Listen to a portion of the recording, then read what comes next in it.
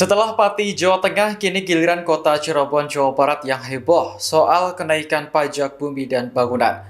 Warga kota Cirebon mengancam akan menggelar demo untuk menolak kenaikan PBB hingga 1000%. Dikutip dari Tribun Jabar pada Rabu 13 Agustus, warga yang tergabung dalam paguyuban Pelangi Cirebon menilai kebijakan yang diambil pemerintah daerah tidak masuk akal. Mereka beranggapan kenaikan PBB hingga 1000% sangat memberatkan, terutama di tengah kondisi ekonomi masyarakat yang sedang sulit.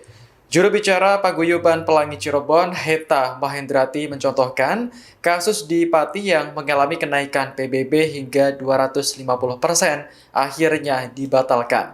Menurutnya, hal serupa juga bisa terjadi di kota Cirebon.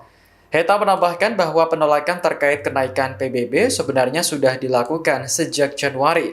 Namun ia merasa miris karena sering dianggap hanya mewakili 1% masyarakat yang terdampak. Padahal menurutnya hampir semua warga mengalami kenaikan meski bervariasi mulai dari 100 hingga 200%.